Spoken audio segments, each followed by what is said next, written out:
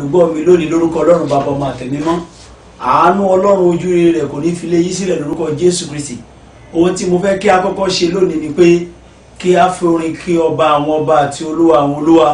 Èyí tí ẹ̀ ń gbọ́ mi lọ́wọ́ báyìí ẹ pé àwọn ará inú ilé yín, àwọn tí ẹ jọ wà papọ̀, ẹ jẹ́ kí bọ̀dá ó pe sìstá, ẹ jẹ́ kí mọ́mí ó pe dádì, ẹ jẹ́ kí ọkùnrin ó pe obìnrin. Gbogbo wa ní ká jọ fi orin tó sọ pé bàbá ẹ ṣé jésù ẹ ṣé fún orí rẹ lórí ayé wa. Gbogbo ọmọ nàìjíríà mo fẹ́ ká jọ kọrin yẹn. Bàbá ẹ ṣé jésù ẹ ṣé fún orí rẹ lórí wa. Bàbá ẹ ṣé jésù ẹ ṣé o fún orí rẹ láyé wa. Torí báyé ti fẹ́ fún wa kọ́ lórí, àwa yìn ọ́ lógo. Bàbá ẹ ṣé jésù ẹ ṣé fún oore rẹ láyé wa. Ẹ tẹríba ní ibi tí ẹ bá wà kẹjẹ àjọ gbàdúrà. Ọba àwọn ọba àti olúwa àwọn olúwa, lọ́wọ́ rẹ la gbé dúpẹ́ lónìí. Adúpẹ́ fún oore ọ̀fẹ́ tí a rí gbà lójoojúmọ́. Adúpẹ́ fún àánú rẹ. Ọ̀rọ̀ rẹ sọ́nà òwe Jòhánù orí 3 ẹsẹ̀ 17 pé ẹnikẹ́ni ò lè rí ohunkóhun gbà bí kò ṣe pé a fún láti ọ̀dọ̀ ẹ̀yin Ọlọ́run wa. Adúpẹ́ lọ́wọ́ rẹ Ọlọ́run wa, torí pé ó fún wa ní ojú láti lè máa rí, ó fún wa ní etí láti lè máa gbọ́. Gba ọpẹ́ wa Olúwa. Ògo ní fún orúkọ rẹ. Ìwọ ló ń jí ọ̀rọ̀ fúnra rẹ bá wa sọ̀rọ̀. Kí orúkọ rẹ di àyìn lógo, kí àwọn ọmọ rẹ di alábùkún fún. Títí láéláé ó máa yìn ọ́ Jésù Kristi Olúwa wa. Àmín. Mo kà láti inú ìwé ìrètí Mátíù orí 26.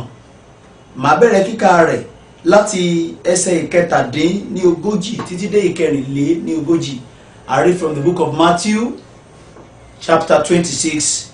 I'll start my reading from verse 37 through 44. Ó sì mú Pétérù àti àwọn ọmọ Sébédè méjèèjì pẹ̀lú rẹ̀. Ó sì bẹ̀rẹ̀ sí banújẹ́, ó sì bẹ̀rẹ̀ sí rẹ̀wẹ̀sì. Nígbà náà lé ó wí fún wọn pé ọkàn mi bàjẹ́ gidigidi ti dé ikú. Ẹ dúró níhìn-ín kí ẹ sì máa bá mi ṣọ́nà. Ó sì lọ síwájú díẹ̀, ó sì dùbúlẹ̀, ó sì ń gbàdúrà wípé bàbá mi, bí ó bá lè ṣeé ṣe, jẹ́ kí aago yìí kí ó kọjá kúrò lórí mi, ṣùgbọ́n kì í ṣe bí èmi ti fẹ́, bí kò ṣe bí ìwọ ti fẹ́. Ẹsẹ̀ 40. Ó sì tọ̀ àwọn ọmọ ẹ̀yìn rẹ̀ wá, ó bá wọn, wọ́n ń sùn. Ó sì wí fún Pétérù pé kí n la, ẹ̀yin kò lè bá mi ṣọ́nà ní wákàtí kan. Ẹ máa ṣọ́nà kí ẹ sì máa gbàdúrà, kí ẹ̀yin kí ó má bàa bọ́ sínú ìdẹwò. Lóòótọ́ lé ẹ̀mí ń fẹ́, ṣùgbọ́n ó ṣe àìlera fún ara.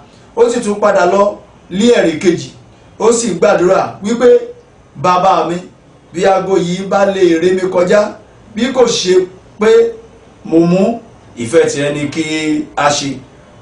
Ó sì wá, ó sì tún bá wọn, wọ́n ń sùn nítorí tí ojú wọn kún fún oorun.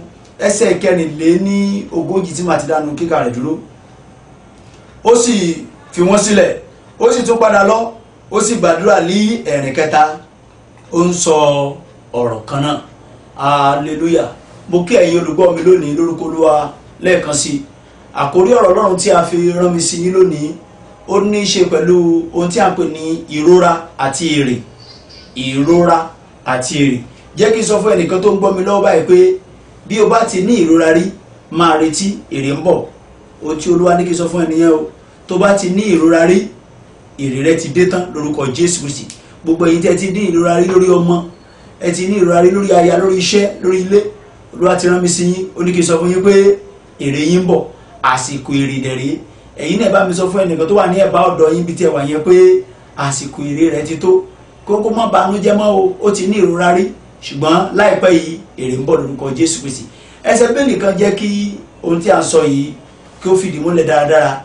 Tí a bá dé nínú ìwé Fílípì orí 2, bẹ̀rẹ̀ láti ẹsẹ̀ 6 títí dé ẹsẹ̀ 8, òun ni Bíbélì sọ fún wa nípa Jésù Olúwa pé ó bọ́ ògo bàbá rẹ̀ sílẹ̀, ó wá sáyé bí ìránṣẹ́, ó wá bí ẹrú, ó wá kú fún ẹ̀yin àtèmi.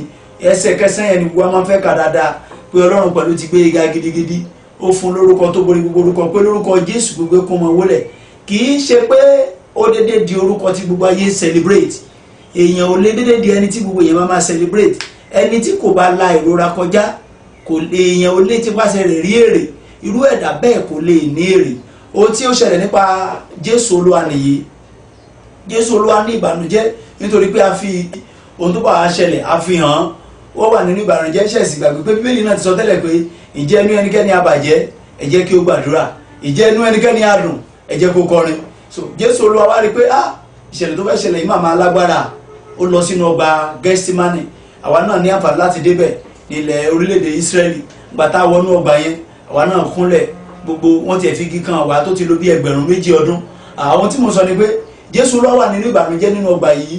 Àwọn ọmọ ẹ̀yìn rẹ̀ náà wà pẹ̀lú rẹ̀, ṣùgbọ́n ìyàlẹ́nu ni pé àwọn ọmọ ẹ̀yìn rẹ̀ kò lè bá banújẹ́. Oorun ni wọ́n ń sùn. Wọn ò bá la ìrora rẹ̀ kọjá torí ó ti rí ìran nǹkan tó ń bọ̀. Kò sí ẹni tí ó gbọ́ ọjọ́ ikú ẹ̀ tó máa rẹ́rìn sá. Bàbá rí ẹnikẹ́ni tó gbọ́ mi lọ́wọ́ báyìí bí Olúwa ti ń bẹ tí ẹ̀mí ẹ̀ ń bẹ láàyè, bóyá wọ́n ti dágbére fún ọ lọ hospital pé ó ti parí o, kò sí ọ̀nà àbáyọ mọ́, tàbí ẹnìkan sọ pé ọ̀nà àbáyọ ò sí mọ́. Èmi dúró ní agbára Ọlọ́run bí irú ọmọ wòlíì, mo sọ tẹ́lẹ̀ lórúkọ Olúwa, irú àjọ tí wọ́n dá tàbí ọjọ́ tí wọ́n dá yẹn ó yẹ lórúkọ Jésù Kristi. Agbára Olúwa, ipá Olúwa ó yẹ ọjọ́ náà lórúkọ Jésù Kristi. Ohun tí mo sọ ni pé kò sẹ́ni tí ó gbọ́ ọjọ́ ikú ẹ̀ tínú rẹ̀ máa dùn, á wà nínú ìbànújẹ́ ni. Jésù Olúwa rí aago tó ń bọ̀, ó rí pé ìrora ńlá lélẹ́yìí, wọ́n á máa yaṣọ lára àwọn irú nǹkan wo lélẹ́yìí. Òun ni Jésù Olúwa lọ sí ọgbà Gẹ́símánì fún. Ó pe àwọn ọmọ ẹ̀yìn rẹ̀ pé inú òun bàjẹ́. Ìyàlẹ́nu ni o, àwọn ọmọ ẹ̀yìn rẹ̀ ò tiẹ̀. Pétérù tó máa ń béèrè ibẹ̀ yẹn ló ti dákẹ́, kò béèrè kankan torí pé oorun kun ojú ẹ̀. Ìjẹ́ oorun wa ń kun ojú tiẹ̀ náà lọ́wọ́ báyìí. Bàbá sọ fún pé o bá fi ara da ìrora ìṣẹ́jú díẹ̀ yìí tàbí ohun tó ń là kọjá lọ́wọ́ yìí, o bá fi ara da ìrora rẹ̀ torí èrè rẹ̀ ń bọ̀ lórúkọ Jésù Kristi. Jésù Olúwa wá lọ síwájú díẹ̀. Ó ní ẹ má bá mi sọ́nà o, that is pé ẹ má gbàdúrà o, èmi náà ń bọ̀. Jésù Olúwa nìkan ló lọ gbàdúrà. Ó dá ìrora yẹn là kọjá, ó lọ lẹ́rìn kìíní, ó gbàdúrà títí kì í ṣọ̀rọ̀ wákàtí, kì í ṣe wákàtí méjì, ó gbàdúrà títí ìgbà tí ó fi padà débẹ̀ àwọn ọmọ ẹ̀yìn ti sùn lọ, ọ̀pọ̀lọpọ̀ wọn ti mọ lálàá. Ó jí wọn, ẹ bá mi sọ́nà, ẹ Pétérù, ẹ̀yin ọmọ Sébédè méjì, ẹ bá mi sọ́nà, ẹ dìde. Ṣùgbọ́n ìyàlẹ́nu ni pé àwọn ọmọ ẹ̀yìn ò dìde o, wọn bá Jésù Olúwa sọ́nà. Ìgbà kejì ó tún lọ, ìgbà tí ó di ìgbà kẹta, ẹ wo Jésù Olúwa padà kò tí ẹ wúlẹ̀ sọ nǹkan fún wọn mọ́. Ó lọ farada ìrora yẹn. Àbájọ ńgbà tí wákàtí náà dé, Pétérù ló kọ́kọ́ mú idà jáde, ó fẹ́ jà ní ìgbà tí ò yẹ kó jà.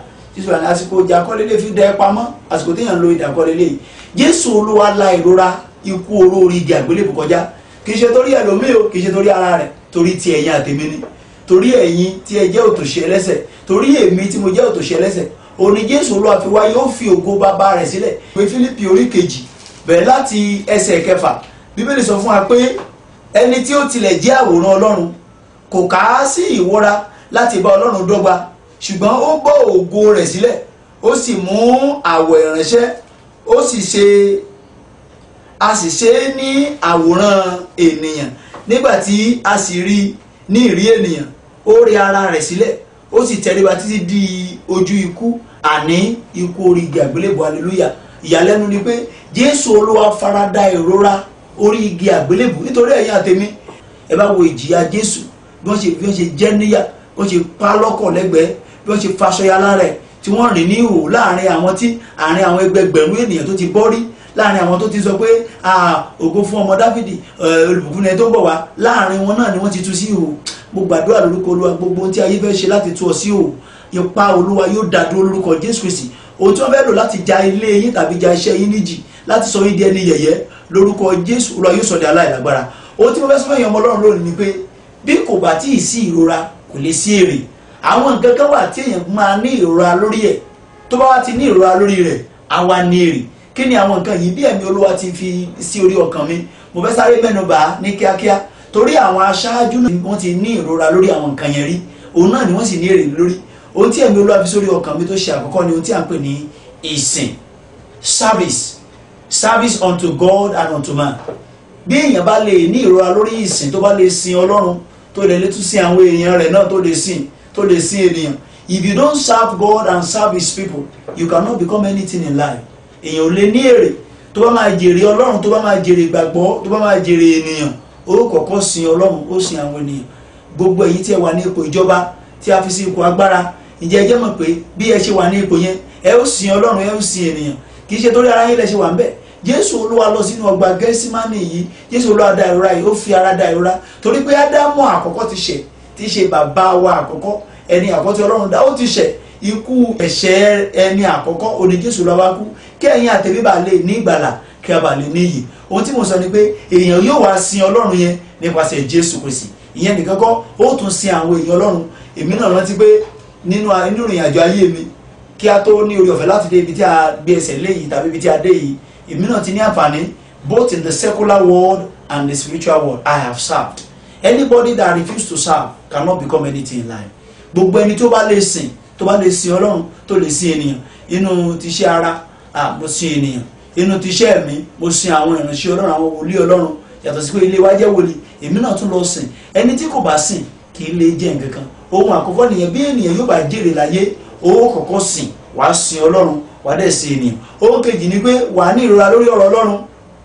Ó ní ọ̀rọ̀ ẹni mo pamọ́ láyà mi kí mo bá ṣẹ̀ sí ọ. Wàá ní ìrora lórí ọ̀rọ̀ Ọlọ́run. Ìrora lórí ọ̀rọ̀ Ọlọ́run yìí láàárọ̀ lọ́sàn-án lálẹ́. Mo rántí pé nígbà tí a ń ṣe èwe lọ́wọ́ ní chọ́ọ̀chì wa, nígbà tá a wà ní kékeré ní chọ́ọ̀chì èwe, ohun tí a ṣe wọ́n kún fún wa ní ẹ̀kọ́, wọ́n lèmi ni màá ka lẹ́sìn nínú chọ́ọ̀chì wa nígbà yẹn à ń ṣe àjọ̀dún èwe.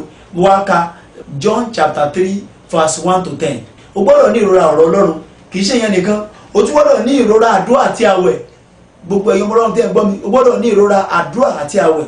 Ẹni tí kò bá lè ṣe, mo rántí dáàdì sọ fún wa pé nígbà tí mo wà ní kékeré láti ọmọ ọdún mẹ́ta, ó ní Olúwa sọ fún mo ṣàìsàn kékeré kan gbà náà, wọ́n ló lọ sọ fún àwọn pé kí n bá lè gbààwẹ̀ di aago 6 ìrọ̀lẹ́, ó nígbà yẹn ni ara mi ó tó yá. Wọ́n láwọn bá gbé mi sínú mọ́tò, wọ́n ní kò sí nǹkan táwọn àwọn ò jẹ́ kí n jẹun, mi ò sí lọ́dọ̀ àwọn ẹ̀gbọ́n mi ò sí inú ilé, àwọn gbé mi káàkiri títí aago 6 alẹ́ ni mo tó jẹun. Látọmọ ọdún mẹ́ta, àtọmọ mẹ́ta mo ti fi àwẹ̀ kọ́ mi. Ó nìyẹn, bí ẹ̀yin náà bá fi àwẹ̀ kọ́ ọmọ yín, tí ẹ bá jẹ́ kó ní ìrora lórí àwẹ̀ àtàdúà láti gòkè láti sọ̀kalẹ̀, irú àwọn ọmọ bẹ́ẹ̀ wọ́n lè má ní àǹfààní láti ṣe ọ̀pọ̀lọpọ̀ nǹkan. Ìyẹn nìkan kọ́, o gbọ́dọ̀ ní ìrora lórí ìgbé ayé ìwà mímọ́. Ohun tí Joseph ṣe nìyẹn, ó ní ìrora lórí ìgbé ayé ìwà mímọ́. Ìrora ńlá ni o. Aya Pọ́tífárì sọ fún pé wá bá mi ṣe. Joseph kọ̀ inú ìwé Genesis 39 verse 9. Ó ní bá mi, Joseph kọ̀ ó faṣọ rẹ̀ lẹ̀, wọ́n sọ sí ẹ̀wọ̀n, ṣùgbọ́n jẹ́ yé mọ̀ pé ó jèrè rẹ̀. Ẹ̀yin tí ẹ gbọ́ mi lórúkọ Olúwa, ẹ máa jèrè ìgbàgbọ́. Ìrora tí ẹ ń là kọjá yìí, mo máa ń sọ fún àwọn èèyàn pé obìnrin, a lady, a young lady tó bá fẹ́ di mọ́mì lágbájá, bí kí n jẹ́ pé mọ́mì Joseph, mọ́mì Isaiah, mọ́mì Tolúwa ni, tẹ́ẹ̀ bá máa di mọ́mì, ó máa kọ́kọ́ ní ìrora oyún. A gbé oyún káàkiri, a máa ní ẹ̀wù bọ́kọ̀ òun ṣe òun o, ẹ̀wù bó ṣe dà báyìí o, a máa gbé káàkiri. Níjọ́ tó bá fẹ́ bí yẹn, ibẹ̀ ni ìrora ti pọ̀ jù. Ṣùgbọ́n láàrin ìṣẹ́jú méjì mẹ́ta tó bá ti di wò tó ti bí tán báyìí, gbogbo parí nìyẹn. Orí òkè àánú wà fún gbogbo àwọn ọmọ Ọlọ́run. Ìgbàkígbà tí ẹ̀yin náà bá ní àǹfààní àti orí ọ̀fẹ́, ẹ̀yin náà gbìyànjú kẹ́ wá sórí òkè àánú. Ọ̀sẹ̀ yìí ni restoration week wa, ọ̀sẹ̀ gbígbà padà wa nìyí. Láti Monday ọ̀la lágbára Ọlọ́run, àti àárọ̀ àti ìrọ̀lẹ́ àti òru láwọn máa béèrè lọ́wọ́ Olúwa pé kó dá àwọn ìkólọ wa padà. Gbogbo ohun tó lè ti gbà lọ́wọ́ tiẹ̀ náà lójú oorun, lójú àlá, lójú ayé, Olúwa yóò dá padà. Bí ẹ ti fẹ́ lọ wọlé sùn, ẹ ò ní wọlé kú.